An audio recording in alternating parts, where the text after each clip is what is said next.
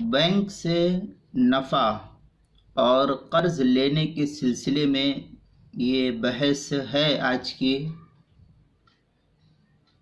एक साइल ने सवाल किया कि क्या बैंक से जो मिलने वाला नफ़ा होता है, इस मिलने वाले नफ़े और इसी तरीक़े से बैंकों से कर्ज वग़ैरह लेना, क्या ये जायज़ है? इसका शरई हुक्म क्या है? ये साइल का सवाल था। इसके जवाब में चंद बातें देखे, फिर उसी के ज़ेल में इसका जवाब आएगा। जहाँ इस्लामी बैंकों का निज़ाम, इस्लामी बैंकिंग की सहूलत मौजूद ना हो, जैसे हिंदुस्तान, और इसी तरीक़े से इस नहज पर चलने वाले ममालिक, जहाँ इस्लामी बैंकिंग का कोई निज़ाम मौजूद ना हो, वहाँ आम तौर पर जो मुरव्वजा बैंक होते हैं, वहाँ उन मुरव्वजा बैंकों के अंदर रकम का रखना जायज़ है, जैसा कि मैंने इससे पहले भी बतलाया है।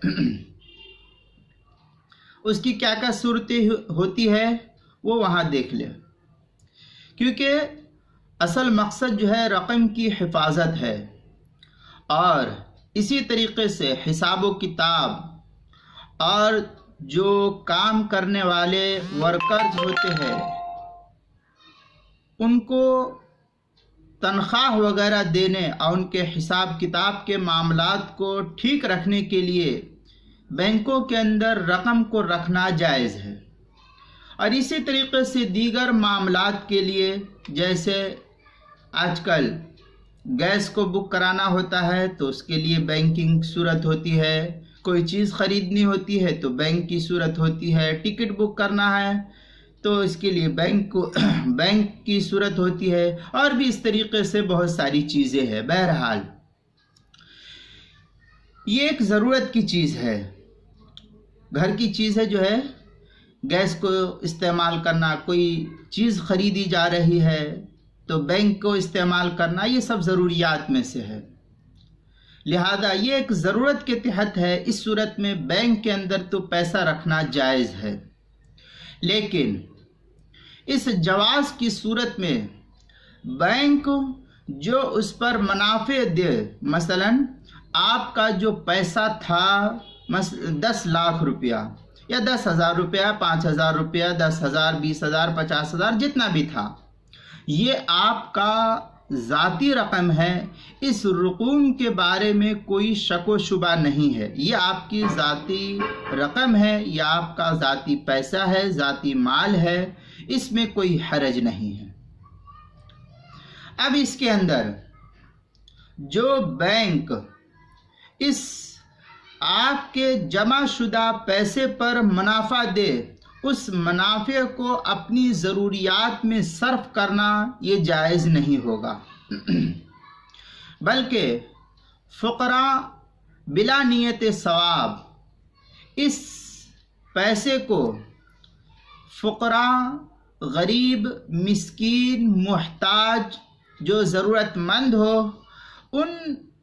गरीबों को, उन मुहताजों को बिला नियत सवाब सदका कर दे। अल्लामा शामी तो यहाँ तक लिखते हैं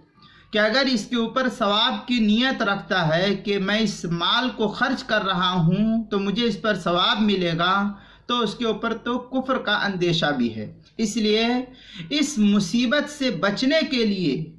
इसको बिला नियत सवाब सदका कर दे। बाहर सूरत, या इसी तरीक़े से किसी बहुत ज़्यादा ज़रूरतमंद हो, मुहताज हो, उसको दे दे, कोई हरज की बात नहीं है। दवा, गोली, राशन, अनाज, कपड़ा या और भी जो ज़रूरियात हो, उन ज़रूरियात का सामान उसको ख़रीद करके जो मुहताज है उनको दे देना, ये भी जायज़ है, इसमें भी कोई हरज नहीं है। मसलन आपके पास 2,000 रुपया सूद का आया, اور آپ کو معلوم ہے کہ میرا پڑوسی بہت غریب ہے، یا مجھے پتہ ہے کہ میرے رشتہ دار میں کوئی بہت زیادہ غریب ہے، دوا گولی کی ضرورت ہے، آپ ان کے پاس جائیے اور ان سے پوچھ لیجئے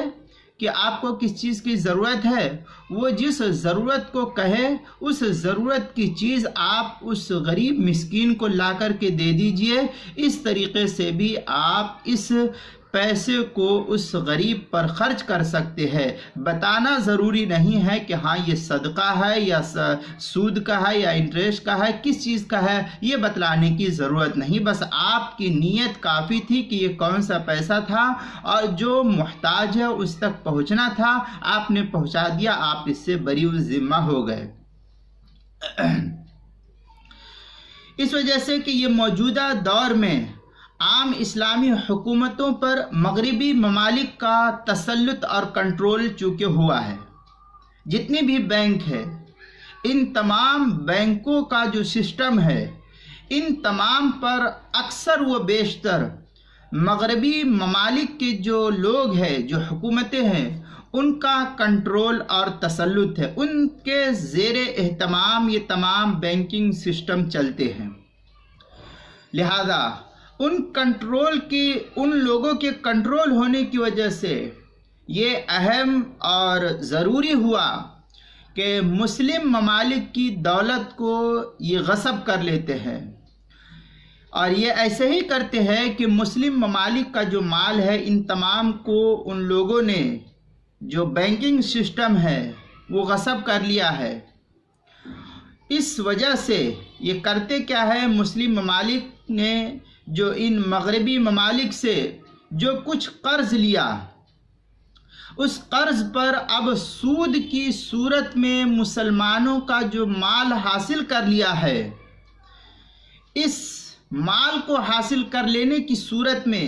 دوسری طرف چونکہ مسلمانوں نے جو بڑی بڑی رقمیں ہوتی ہے، بڑے بڑے مالدار قسم کے لوگ ہوتے ہیں، یہ بڑی بڑی جو رقمیں ہوتی ہیں یہ سب کی سب بینکوں میں رکھوائی ہوتی ہے، لہذا ان رقوموں پر انہی مغربی ممالک کے جو احباب ہیں ان کا اس مال پر قبضہ ہو جاتا ہے۔ اب اس رقم کو وہ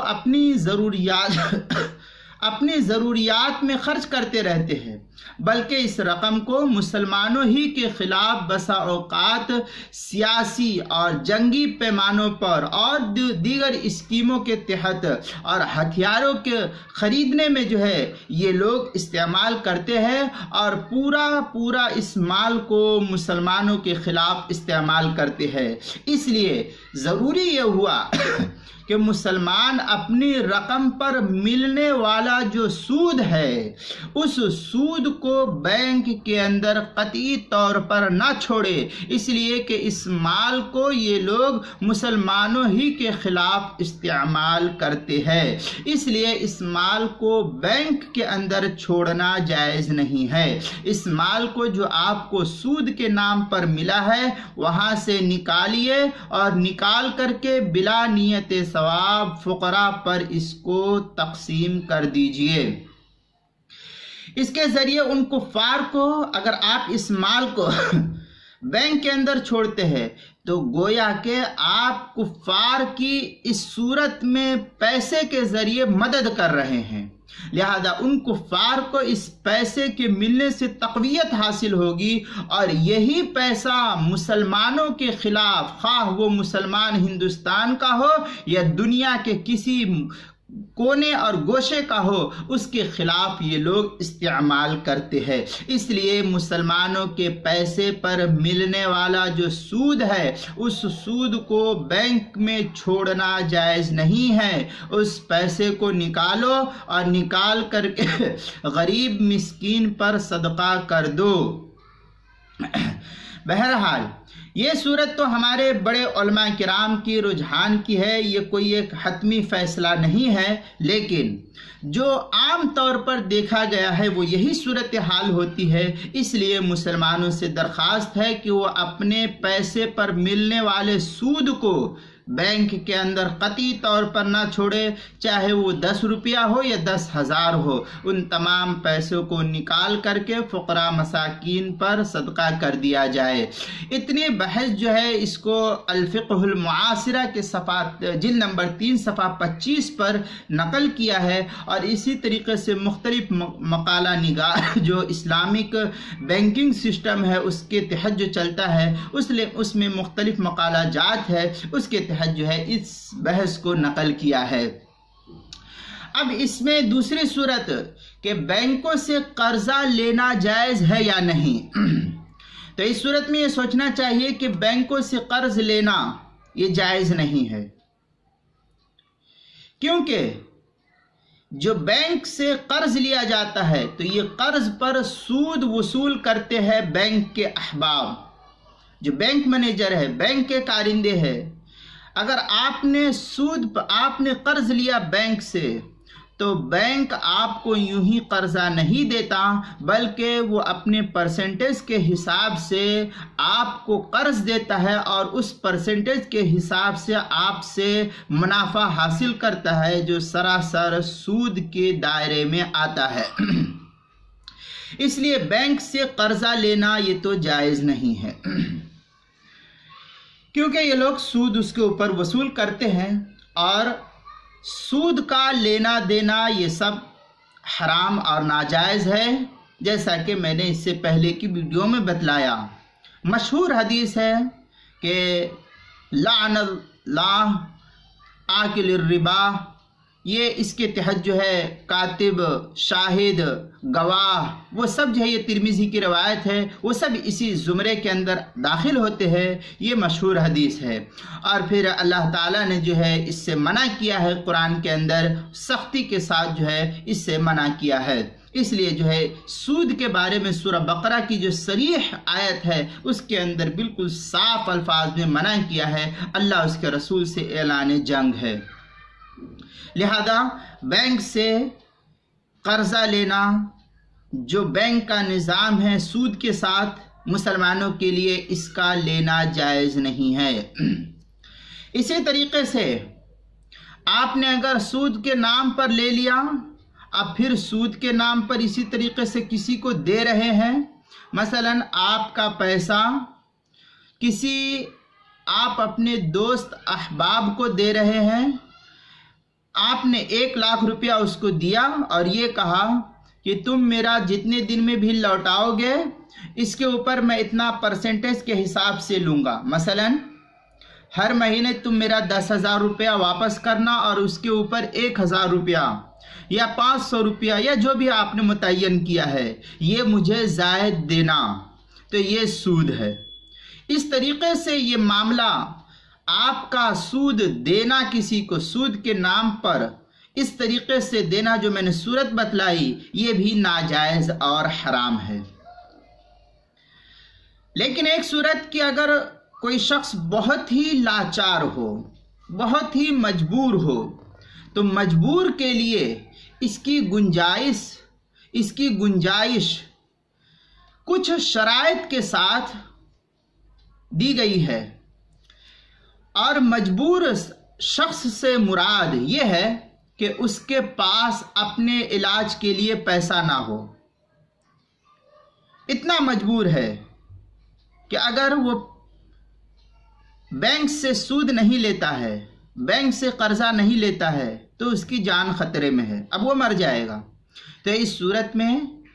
इस तरीके की और भी जो मजबूरी है वो सामने वाला जैसी मजबूरी होगी वो हुक्म उसके मुताबिक होगा। तो एक मैंने आपको मजबूरी बतलाई कि सख्त मजबूरी है, बीमार है, इलाज के लिए पैसा नहीं, तो ऐसे शख्स के लिए पैसा लेना, कर्ज लेना बैंक से जायज़ है।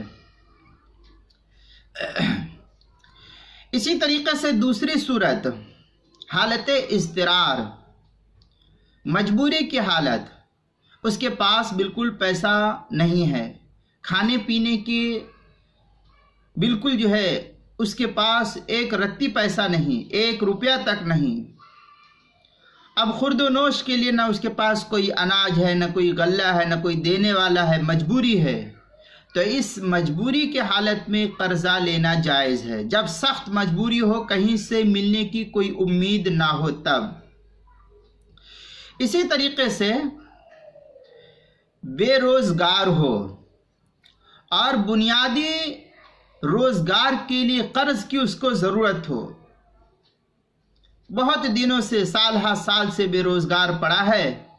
اب اس کو کسی بھی صورت میں کہیں پر کوئی روزگار لگا، لیکن جہاں وہ لگنا چاہ رہا ہے وہ کمپنی والے یا حکومت کے کارندے یا اور کوئی بھی جو جہاں لگنا چاہ رہا ہے جس کمپنی وغیرہ میں، وہ لوگ کہہ رہے ہیں کہ تم سے ہم اتنا پیسہ لیں گے تب تم کو جو ہے اپنے یہاں کام کرنے کے لیے رکھیں گے۔ تو برسرے روزگار نہیں تھا، بے روزگار تھا برسا برس سے، اب اس کو روزگار ملا ہے لیکن اس کے پاس اتنا پیسہ نہیں کہ یہ روزگار حاصل کر سکے۔ اب اس صورت میں روزگار کو حاصل کرنے کے لیے اگر سود کے نام پر وہ اگر قرض کے نام پر وہ لیتا ہے پیسہ، تو اس صورت میں اس کے لیے قرضہ لینا جائز ہے۔ چوتھی صورت یہ بھی بیان کی گئی ہے مجبوری کے درجے میں کہ اگر انسان کا کوئی ذاتی مکان نہ ہو،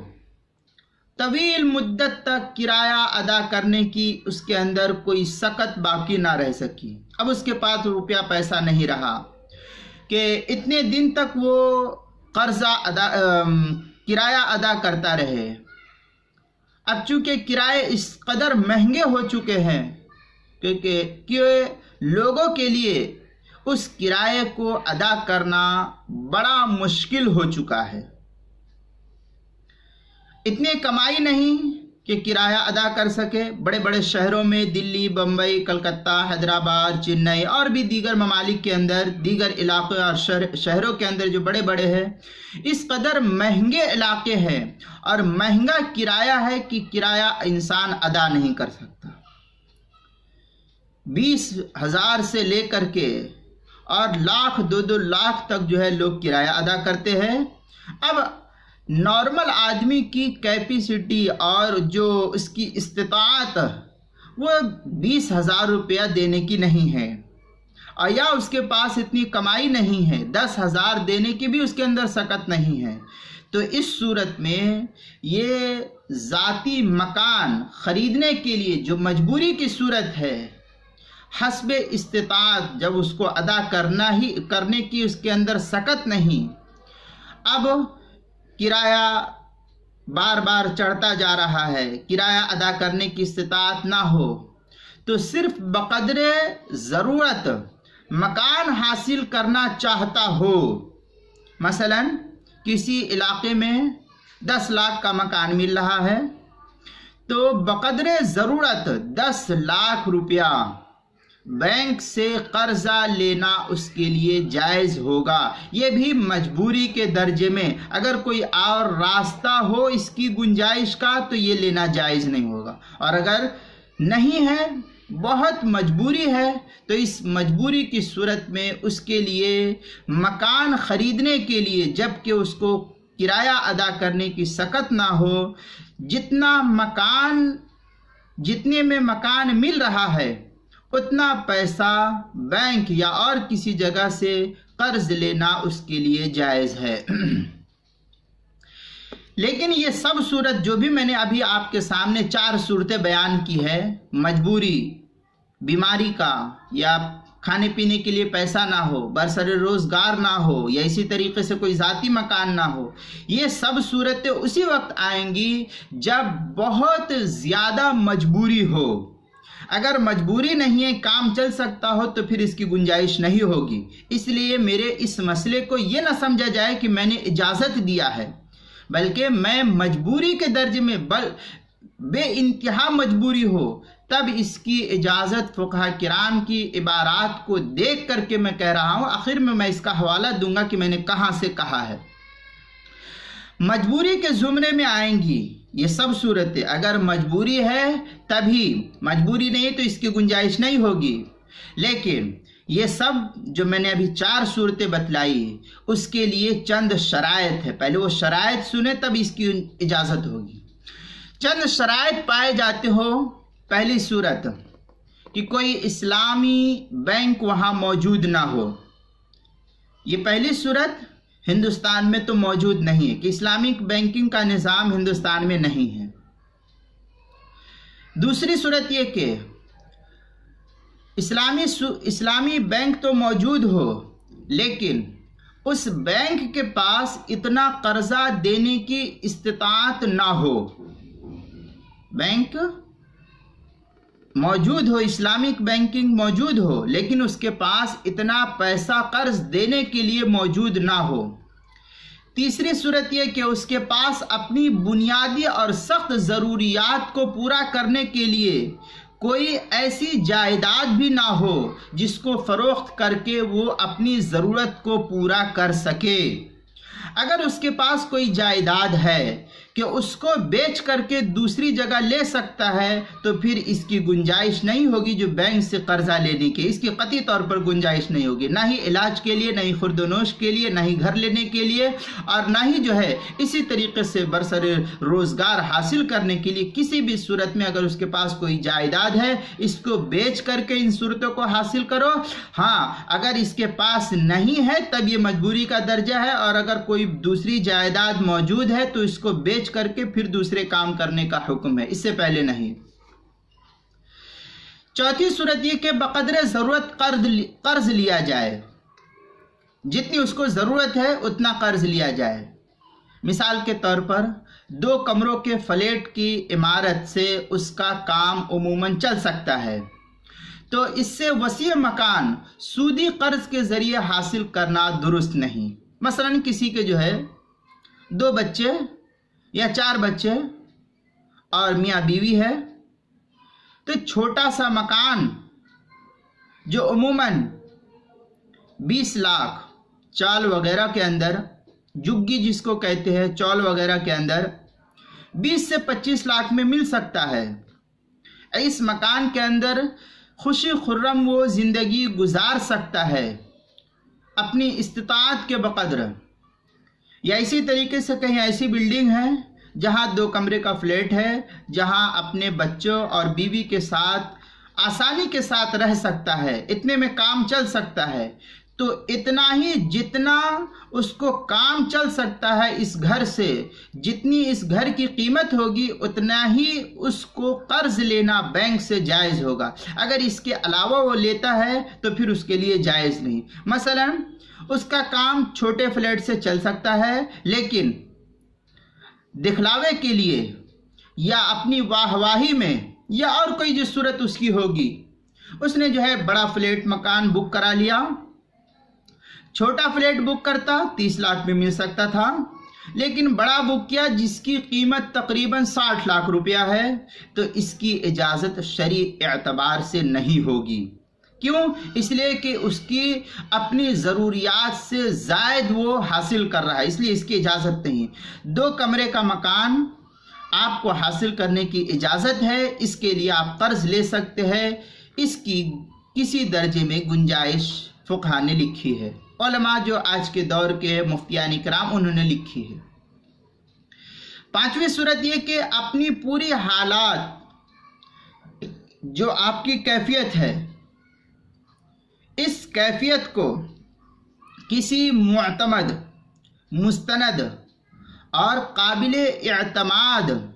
جانکار مفتی کو بتلا کر اس سے اجازت نہ لے لی جائے، اور وہ مفتی اجازت نہ دے دے اس وقت تک آپ کے لیے اجازت نہیں. عام طور پر ہوتا کیا ہے کہ ہر ایک مسائل ہر ایک عالم کو معلوم نہیں ہوتا ہے، اس لیے کہ عموماً علماء کرام کا جو آج کا دور ہے، مساجد اور مدارس کے اندر جو علماء کرام لگے ہوئے ہیں وہ تو اچھی طریقے سے تقریباً مسائل سے واقف ہوتے ہیں. مساجد میں تو کم، مدارس کے اندر زیادہ. کہ مدارس کے اندر جو لگے ہوئے علماء کرام ہیں وہ بھی جو بطور خاص مفتیان کرام ہیں، دارالفتہ کے جو لوگ ہیں، سب مدرسے کے جو پڑھانے والے استاد ہیں وہ نہیں، اس لیے کہ اکثر و بیشتر تو وہ ہے جو پڑھانے کے کام کے لیے رہتے ہیں، صرف پڑھانا ہی ان کا مقصد رہتا ہے، مسئلے مسائل سے ان کی اتنی واقفیت نہیں ہوتی ہے۔ اس لیے ایسے عالم کے پاس آپ اپنا مسئلہ لے کر کے نہیں جائیں گے۔ اور اسی طریقے سے عام طور پر مساجدوں کے اندر جو علماء ہوتے ہیں، میں اکثر کے تو نہیں کہہ سکتا ہاں، کچھ لوگ ایسے ہیں جو موٹے موٹے مسائل جو نماز کے ہوتے ہیں اور بھی جو ضروریات کے ہوتے ہیں ان کو معلوم ہوتا ہے، جو باریک اور دقیق مسئلے ہوتے ہیں وہ ہر کسی عالم کو یا مسجد کے امام کو نہیں معلوم ہوتا ہے۔ اس لیے آپ اس مسئلے کو، جو اس فیلڈ کے آدمی ہیں، اس نہج پر کام کرنے والے ہیں، مسلک پر لگے ہوئے ہیں، فقہ اور فتوے کا کام کرتے ہیں، اور اسی طریقے سے اپنی وسیع النظر، اپنی نظر کو فقہ اور فتوے پر گہری نظر کے ساتھ دیکھتے ہیں، اسی طریقے سے اپنے علم کے اندر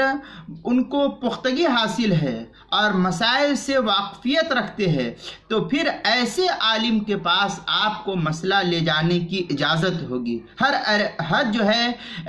عالم کے پاس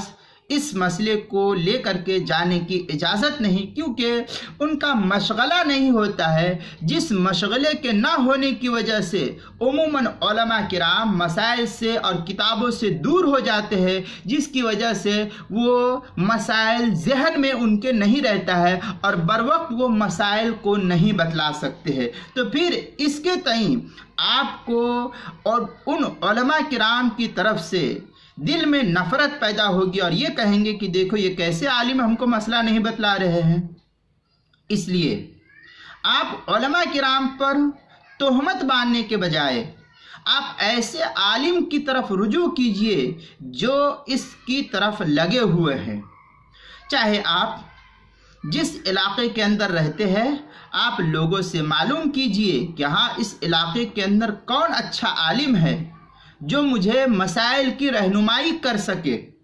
تو آپ ان کے مسلک کے اوپر عمل کیجئے،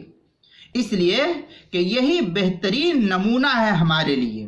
حضرت امام مالک رحمۃ اللہ علیہ کہتے ہیں